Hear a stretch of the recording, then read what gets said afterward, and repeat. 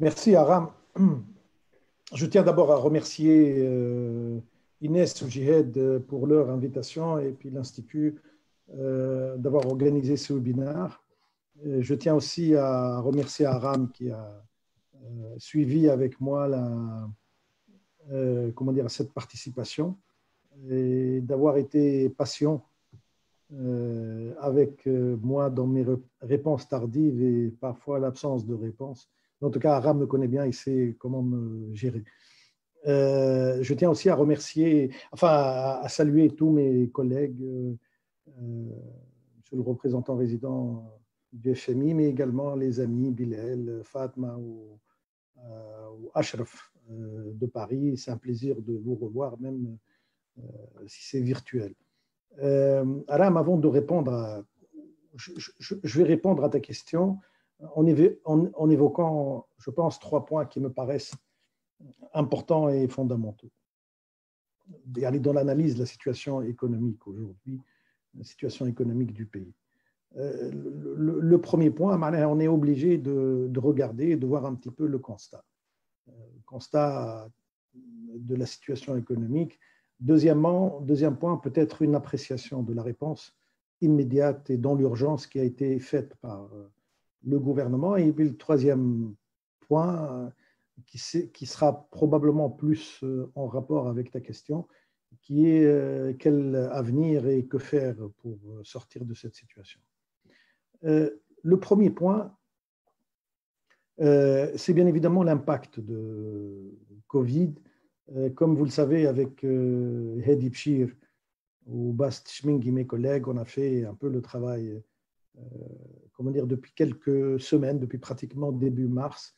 On a développé il y a quelques années, lorsqu'on travaille ensemble, un modèle d'équilibre général calculable et qu'on a développé pour la Tunisie et puis qui nous permet de voir un petit peu la situation. Et puis, ça fait un moment qu'on n'a pas fait d'estimation et on a commencé à nous intéresser à partir de début mars, à peu près mi-mars, à publier de manière régulière quelques estimations, quelques prévisions. Les dernières, vous les avez vues, je les ai développées avec Hedi et Bassett dans différents papiers et puis différentes interventions.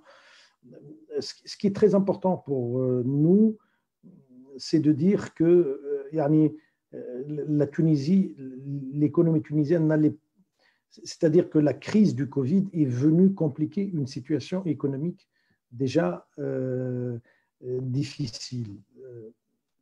Dans la situation économique tunisienne, en tout cas dans l'évolution, dans la trajectoire de l'économie tunisienne, je pense qu'il y a 2 crises. Et le Covid, pour moi, est la 3e dimension. Pratiquement, je n'aime pas utiliser le terme coup de grâce, mais en tout cas, un élément qui est venu renforcer la complexité. Les 2 éléments dont je parlais, c'est d'abord un élément structurel. L'élément structurel qui date de la fin des années, la fin d'un modèle de croissance. La croissance de tous les...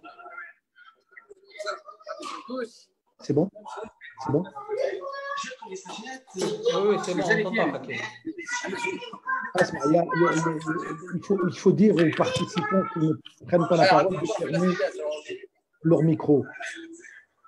Voilà, parce que ça me donne des... Ahmed, s'il te plaît, tu peux régler le problème. Non, il faut que les panélistes ferment lorsqu'ils ne parlent pas.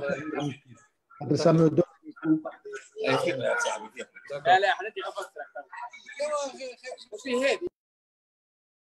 Voilà, merci. Samhouni. Donc, je disais qu'il y avait un élément structurel qui est lié un petit peu à l'essoufflement du modèle de développement que la Tunisie avait suivi depuis les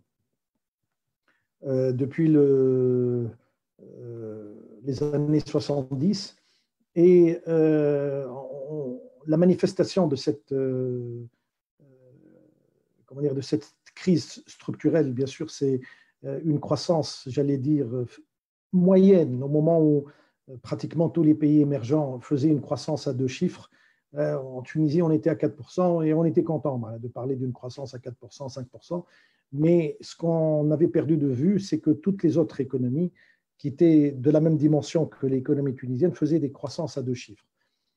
D'autres manifestations de cette crise structurelle, c'est bien évidemment les gains de productivité ne sont pas assez importants et l'investissement commençait un petit peu à retomber, l'épargne aussi.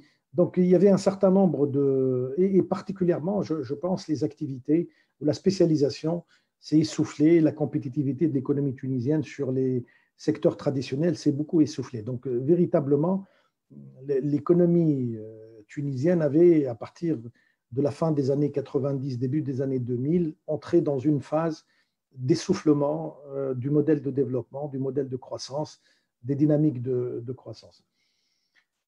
Mais on a pu maintenir, tout au long de cette période, jusqu'en 2010, on a pu maintenir des équilibres macroéconomiques relativement bons, stables, qui faisaient la fierté, je pense, du régime en place, avec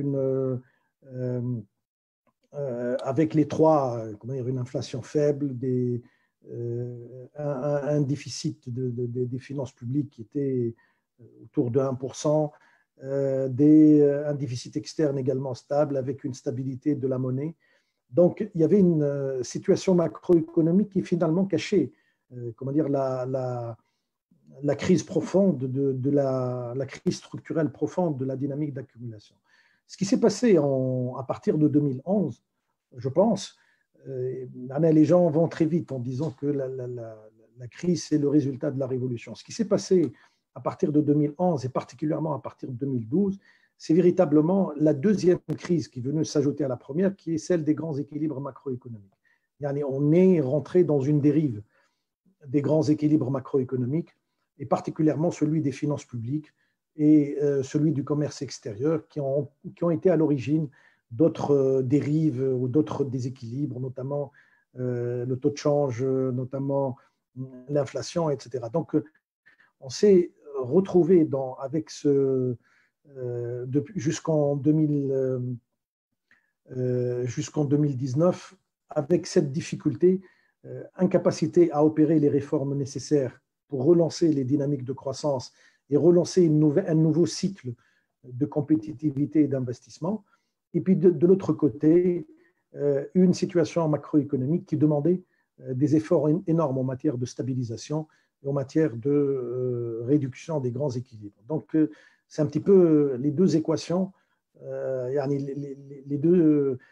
les deux inconnus importants d'une équation qui était assez difficile à gérer compte tenu du contexte politique, compte tenu d'un certain nombre de choses. C'est dans ce contexte, c'est-à-dire une crise à double dimension, qu'on va rentrer dans une nouvelle situation avec le Covid et qui va rajouter, je pense, qui va avoir un effet important sur les deux niveaux, sur le niveau structurel et aussi sur le niveau macroéconomique. Les chiffres que nous avons publiés, vous les connaissez. Nous, on a estimé, s'il y avait déconfinement total à la fin du mois de mai, on était à une récession à peu près de 3,89. Le FMI parle de moins 4,3. Mais on est sur une hypothèse qui est à peu près proche, je pense, qui parle à peu près d'une récession qui sera de l'ordre de moins 4%. Et encore, nos hypothèses sont on parle en tout cas pour nous, d'une récession de moins 4% si le déconfinement total se fait à la fin du mois de mai. Et donc, ça veut dire que l'hypothèse que nous avons, ça veut dire que les résultats auxquels nous sommes parvenus restent malgré tout assez optimistes compte tenu du retard qui se fera dans le déconfinement. Je passe sur les autres chiffres de ces prévisions que nous allons d'ailleurs dans les milieux de semaine maximum donner de nouvelles prévisions sur la base de ce qui s'est passé. Et un autre élément qui est très important, c'est bien évidemment l'impact social de cette récession sans précédent. Je rappelle pour les spectateurs, les amis experts ici présents et panélistes connaissent la situation de l'économie tunisienne. Je tiens à rappeler pour nos spectateurs et les amis qui suivent cette session, c'est la récession la plus forte dans toute l'histoire indépendante de la Tunisie. Les Tunisiens ne connaissent qu'une année. Je suis un peu moins jeune que vous et un peu moins jeune que ceux qui nous suivent. Nous avons connu quelques grandes crises dans l'histoire de l'économie tunisienne. Nous avons connu une crise importante en 1958 avec l'adoption du dinar. Nous avons également connu une crise assez importante en 1969. Et nous avons la plus proche de nous, c'est celle de 1986 qui a été à l'origine de l'adoption du programme d'ajustement structurel, mais encore plus proche de nous. Mais nous n'avons, durant toutes ces crises, au fait, nous n'avons jamais connu de récession, c'est-à-dire un affaiblissement de la croissance. Et la seule récession dans l'histoire récente de la Tunisie, c'est celle de 2011. Celle de 2011 a été à peu près de moins 1,9%, c'est-à-dire autour de moins 2%. Et dans un contexte particulier que nous connaissons, c'est la révolution, c'est l'arrêt, c'est les manifestations sociales, c'est les arrêts de production, c'est les grèves à répétition, c'est les revendications à répétition qui ont beaucoup pesé sur la situation économique. Donc, la récession d'aujourd'hui, de 2020, sera au moins le double de celle que nous avons connue en 2011. Le contexte n'est pas un contexte de révolution, c'est l'impact de cette crise économique. Donc, avec bien évidemment un impact ou des conséquences sociales énormes. Dans nos estimations, nous avons estimé que le chômage sera à peu près, les pertes d'emploi seront à peu près entre 160 000 et 170 000 pertes d'emploi, ce qui nous ramène à peu près à un chômage à 800 000, un peu plus de 18%. Donc, c'est beaucoup pour une petite économie comme l'économie tunisienne. Et un autre aspect sur l'ampleur de la crise, c'est véritablement, elle a montré ce que nous avons essayé de gérer depuis plusieurs années. Elle a montré le niveau de crise sociale que nous connaissons. Il faut dire que 20% de la population tunisienne ont cherché en tout cas à avoir les aides sociales que le gouvernement a mis en place à partir de la fin du mois de mars.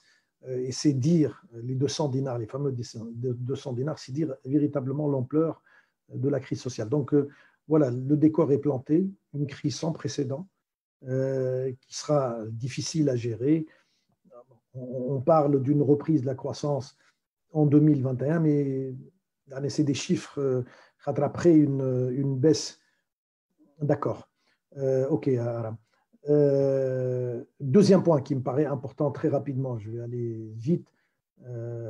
Deuxième point qui me paraît important, c'est bien évidemment les réponses qui ont été formulées à la fin du mois de mars, et je passe sur les réponses médicales à la crise à la pandémie, mais ce qui nous intéresse, c'est les réponses économiques et sociales. Je pense qu'elles étaient nécessaires, en dépit des difficultés de la situation des finances publiques. Mais moi, j'ai soulevé deux aspects qui me paraissaient, ou deux limites qui me paraissaient importantes. D'abord, il s'agissait de réponses de court terme, d'urgence, qui se renouvelaient de mois en mois. Et voilà, j'avais demandé immédiatement, en disant qu'on a les éléments sur la situation économique, il faudrait probablement passer à travers la loi de finances rectificative à une loi de finances de soutien de l'économie, de sauvetage de l'économie. Donc, prévoir ces mesures pour les entreprises et pour les couches sociales jusqu'à la fin de l'année. Avec tout ce que cela coûte, bien évidemment, sur les finances publiques, etc.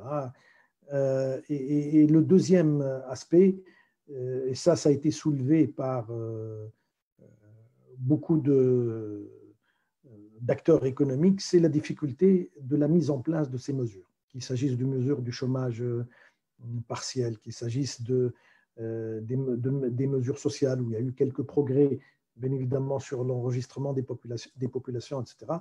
Et moi, j'ai toujours, du fait de mon expérience, j'ai toujours prévenu, j'ai toujours dit faire très attention.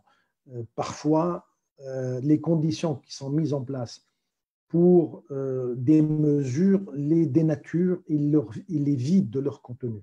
L'exemple le plus frappant, c'est l'exemple du plan de sauvetage qui a été mis en place en 2015 pour soutenir le secteur touristique.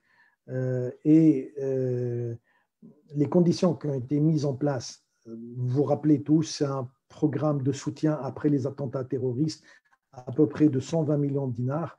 Et c'est un programme où les conditions étaient tellement restrictives que finalement, rien n'a été déboursé, en tout cas très peu, sur les 120 millions de dinars. Donc voilà les deux premiers points. Premièrement, une crise sans précédent. Deuxièmement, des mesures importantes et d'urgence. Troisième point que je voulais souligner, et je m'arrêterai là, que faire ? Que faire ? Moi, je pense aujourd'hui, comme tu l'as dit, on discutait à RAM avant, il faut que les autorités prennent la mesure de l'ampleur de la crise. Nous allons vers une crise des finances publiques sans précédent, très importante, et il faut impérativement essayer, pas de retarder l'échéance, mais essayer tout de suite de prendre à bras le corps la situation. Moi, je pense que les retards dans la préparation de la finance rectificative sont de nature à éloigner le problème et à éloigner la recherche de solutions. Moi, je pense que pour revenir à ta question, Aram, moi, je pense que cette crise demande deux choses. D'abord, un programme d'urgence qui doit être le cœur de la loi de finances rectificative et qui non seulement doit tenir les deux inconnus de l'équation, d'un côté soutenir les entreprises, mais de l'autre côté avoir un œil sur la stabilisation et sur les grands équilibres macroéconomiques. Donc, quelles sont les réponses qu'on doit mettre en place? Mais le deuxième aspect qui me paraît important, c'est la relance. Et la relance, nous avons vu un certain nombre, bien évidemment, la relance ne peut pas avoir lieu tout de suite, mais la relance, je dirais, au moins déterminer les secteurs qui seront au cœur de la relance économique, commencer à travailler sur les programmes de relance. Et pour vous donner un chiffre, ce que nous avons estimé, et bien évidemment, les chiffres valent ce qu'elles valent, et particulièrement tous ceux qui ont fait de la modélisation savent que les chiffres dans les périodes d'incertitude peuvent changer, etc. Mais les chiffres sont toujours nécessaires, y compris dans un moment d'incertitude, parce qu'elles permettent de mettre un chiffre sur une réalité. Les économistes, d'une manière générale, ont besoin de mesurer avant de formuler les politiques économiques. Le chiffre que nous avons calculé, il vaut ce qu'il vaut, mais il donne une idée de grandeur, comme les 4%, la récession de moins 4%, les chiffres que nous avons formulés, selon nos estimations, pour arriver à une croissance, pour absorber l'effet de la récession et arriver à une croissance zéro, il faut à peu près une relance ou une intervention à peu près de l'ordre de 10% du PIB. 10% du PIB, ça veut dire à peu près entre 12 et 13 milliards de dinars. C'est des sommes que nous n'avons pas et que nous aurons du mal à réunir. Mais ça veut dire aussi que l'effet, je dirais, de ce que nous allons mettre en place ne pourra que limiter l'ampleur de la récession, et ceci suppose des solutions nouvelles, et particulièrement la question du financement, je pense, de cette intervention est très très important. Ne l'oublions pas, un point de croissance coûte, Fatma, corrige-moi si mes chiffres sont datés, un point de croissance coûte à peu près entre 300 et 400 millions de dinars de recettes, de plus ou de moins. Et en l'occurrence, il y a les 4 points de croissance de récession, ça veut dire à peu près autour de, on va dire, 1,5 milliard de dinars de recettes fiscales en moins pour l'État. Donc, on sera confronté à un vrai problème de financement, ce qui suppose une réflexion de la part du gouvernement, mais également de la part des économistes, de la part des institutions internationales sur les moyens de sortir un petit peu de cette triple crise, j'allais dire, ou au moins essayer d'aider l'urgence. Je suis désolé, j'ai été un peu lent, Aram, je m'excuse, je ne te facilite pas la tâche. Et en tout cas, merci pour votre attention et désolé d'avoir été plus lent que ce que tu ne le souhaitais. Merci beaucoup, Hakim. Je sais que tu as des engagements, donc pour être très bref et rapide, en fait, en évoquant cette question de programme d'urgence et puis de la question de relance, on doit quand même tenir compte des problèmes au niveau des finances publiques. En fait, si on décortique un tout petit peu le budget de 2020, alors on va trouver plus ou moins la configuration suivante. Alors, au niveau des recettes, il y a les recettes fiscales qui représentent 67,4%, les recettes non fiscales 8% et les ressources d'emprunt 23,8%. Donc, le Covid, il va certainement entraîner une baisse des recettes fiscales et non fiscales et donc il faut que les ressources d'emprunt augmentent. Ça, d'une part. Côté dépenses, on a des dépenses courantes qui représentent 60% du budget. Rien que pour la masse salariale, c'est 40,3%. Les dépenses d'investissement, c'est 14,6%. Et le service de la dette, c'est presque 25%, c'est 24,7%. Donc, le Covid-19 va se traduire du côté de dépenses par une augmentation des dépenses courantes et du service de la dette. Alors, et donc, il faut vraiment une baisse notable des dépenses d'investissement et je pense que le gouvernement est allé dans ce sens. Moi, je considère que c'est une faute grave, si je puis dire. Donc, d'un côté, si tu veux, le Covid-19, il va se traduire par une augmentation des ressources d'emprunt et il va obliger le gouvernement de réduire les dépenses d'investissement et donc on va entrer dans un cercle vicieux. Alors, comment casser ce cercle et est-ce que le gouvernement il a la capacité de sortir de cette logique comptable?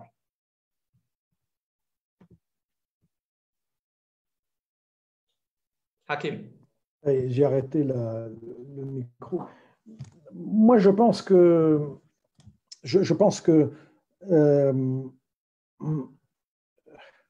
c'est-à-dire que, je l'ai toujours dit, les moments de crise sont des moments de réflexion collective et sont des moments d'innovation et d'invention. Le soutien aux entreprises et l'appui nécessaire, je pense, aux entreprises va avoir des effets directs, mais c'est des choses le gouvernement a commencé à mettre en place. Moi, je pense une des mesures la plus importante qui a été mise en place par le gouvernement concerne les garanties qui ont été mises en place, 500 millions de dinars. Moi, je pense que ce n'est pas assez et il faut augmenter cette part pour qu'elle soit un peu plus conséquente. Et les garanties de l'État pour les emprunts des entreprises auprès des banques, Sahnoun ou Ashraf, qui sont des banquiers, en fait, elles ne se traduisent pas par un déboursement de la part des finances publiques. C'est-à-dire que c'est un mécanisme qui est mis en place qui permet au gouvernement d'appuyer sur un certain nombre de critères qui ont été évoqués. Le Maroc a mis en place ce type de mécanisme de garantie. Et je pense qu'il faudra, si mes souvenirs sont bons, je pense que la garantie de l'État dans le budget 2020, elle est autour de 3 milliards de dinars. Et je pense que le gouvernement peut, à la limite, utiliser cette facilité qui est très importante. Moi, je pense ce qui est très important, c'est de véritablement essayer de la rendre rapide, facile d'accès et qui permettrait aux entreprises de relancer rapidement l'appareil de production, de relancer leurs investissements. La chose la plus importante qui va coûter probablement cher, je pense, elle concerne les aides sociales, les appuis aux familles nécessiteuses, etc. Et ça, à mon avis, jusqu'à la fin de l'année 2020, on ne peut pas l'arrêter. Je pense, moi, qu'il ne faut pas l'arrêter immédiatement. Il va falloir la gérer et elle va coûter de l'argent. Sur le financement, moi, j'ai avancé un certain nombre de... un certain nombre d'idées. Je pense que ce dont nous avons besoin, et je suis persuadé que le gouvernement a dû faire son calcul aujourd'hui, c'est d'abord un ajustement du budget. Sur la base de la nouvelle situation économique, quel est l'état exact des finances publiques et quel est surtout l'état exact des dépenses et des recettes et savoir où en sont les choses. Donc ça, c'est vraiment quelque chose d'important. Il faut que se fasse pas de manière politicienne, pas de manière en disant l'ancien gouvernement nous a laissé. C'est fini, l'ancien gouvernement, plus personne ne s'en rappelle. Moi, j'ai hérité d'un déficit des finances publiques très, très important. Ce qui compte pour les gens, c'est les solutions que tu dois apporter pour sortir de cette situation. Après tout, ce qui intéresse les gens, c'est comment sortir de cette situation, quelles sont les réponses, comment tu vas gérer cette quadrature du cercle. Moi, je pense qu'il y a des possibilités. J'ai aussi évoqué l'idée il y a d'abord, premièrement, donc faire un peu le point où en sont les choses. Deuxièmement, sur les institutions internationales, je pense un certain nombre de choses, il faut les accélérer. Un certain nombre de promesses ont été faites. Certaines ont été déboursées, d'autres pas encore. Je pense que c'est un travail important pour qu'il y ait une accélération, notamment la promesse de l'Union européenne, une aide budgétaire et d'autres institutions. Donc ça aussi, c'est quelque chose de très important. Troisième aspect qui me paraissait important, c'est bien évidemment lancer l'idée éventuellement d'un emprunt national ou comme celui qu'on a fait en 2014, qui nous a ramené 1 milliard. Bien évidemment, les liquidités des entreprises ne sont pas celles qu'on avait en 2014, mais en tout cas, pour les banques, c'est quelque chose d'important. Moi, je ne crois pas dans les... C'est important l'effort de solidarité avec 18-18, c'est important, mais à mon avis, la chose la plus importante, c'est on a un besoin immédiat pour les finances publiques. Moi, je pense qu'une opération auprès des banques en monnaie nationale doit se faire d'ici les prochains mois, doit viser à peu près 600-700 millions de dinars. C'est pas... il faut être clair, lorsqu'on avait fait la sortie en 2014, on a pris 1 milliard de dinars, mais on s'est interdit de sortir sur le marché pendant 5 ou 6 mois. Donc l'idée, il ne faut pas assécher, il y a l'effet qu'on appelle ça.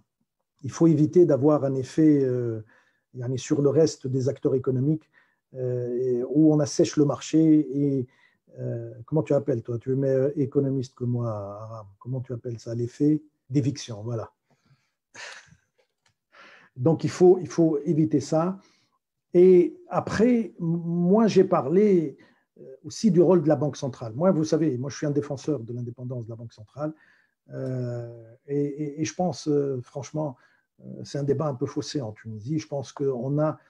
je comprends que les partis politiques veulent avoir un contrôle ou un droit de regard dans une société démocratique sur la Banque centrale, mais je pense qu'on a les mécanismes. On a les mécanismes dans la mesure où le Parlement peut à tout moment convoquer le gouverneur de la Banque centrale pour discuter avec lui sur ses grandes priorités. Et donc, mais je pense que le financement, nous avons fait le choix dans le cadre du statut de la Banque centrale, le statut du non-financement direct, en tout cas du budget. Moi, je pense que peut-être que, moi j'ai dit à plusieurs reprises qu'il faut même l'envisager, mais comme on dit, en dernier recours, en dernière instance. Et je pense que la Banque centrale, Bilal ici ou Ashraf, peuvent aussi développer un peu plus cette idée. La Banque centrale a beaucoup d'outils qu'elle a commencé déjà à mettre en œuvre. Je pense qu'il faut mettre un peu plus en œuvre. Ce que je dis là, je pense que c'est un moment qui est très compliqué, qui est très difficile. Il faut être ferme sur un certain nombre de choses, sur un certain nombre de choix. On n'a plus la possibilité de continuer. J'étais persuadé qu'on a arrêté les recrutements depuis 2014. J'ai arrêté les recrutements en 2014. elles ne sont pas énormes, c'est-à-dire elles n'ont pas un coût budgétaire, mais elles contribuent quand même à l'augmentation de la masse salariale. Et j'ai été surpris de voir le dernier truc gouvernemental où il dit qu'il n'y aura pas de recrutement en 2020. Donc, je pense, ce qui est très important, moi je pense, c'est que le gouvernement ait cette vision. Il ne tarde pas à développer. Moi, j'ai donné un exemple. J'avais dit, parce que l'argument qui est avancé, c'est de dire que tant qu'on ne sait pas l'ampleur de la pandémie, on ne peut pas faire une loi de finances rectificative. Moi, j'ai dit, la France, qui n'est pas très loin de nous, elle a fait une loi de finances rectificative le 9 avril. Le 9 avril, la situation de la pandémie en France était catastrophique, c'est-à-dire que la pandémie n'avait pas encore atteint le pic. Elle était encore en progression, mais il y a une loi de finances rectificative, elle est importante parce que, au-delà de ces aspects techniques économiques, c'est aussi un message et de confiance vis-à-vis des acteurs économiques, vis-à-vis des acteurs sociaux. Donc moi, je pense que ce qui est très important, ce qui est urgent, je sais que le gouvernement y travaille, mais on ne peut plus tarder. On nous dit que ça va être à la fin du mois. C'est une loi de finances qu'on aurait dû développer. Elle nous permettra de voir et elle permettra au gouvernement d'avoir les idées claires et de voir un petit peu quels sont les enjeux et en faire Zeda Kif Kif l'objet d'un débat public, y compris avec les organisations syndicales sur un certain nombre de dossiers. Il faut qu'on regarde la situation en face sur les promotions, sur un certain nombre de choses, sur la masse salariale. Donc, c'est important. Une loi de finances rectificative, elle n'est pas faite pour compliquer la vie du gouvernement. Elle est faite pour la faciliter, pour lui permettre de développer ces grandes orientations et d'être la base d'une négociation. Aram, je m'arrête là.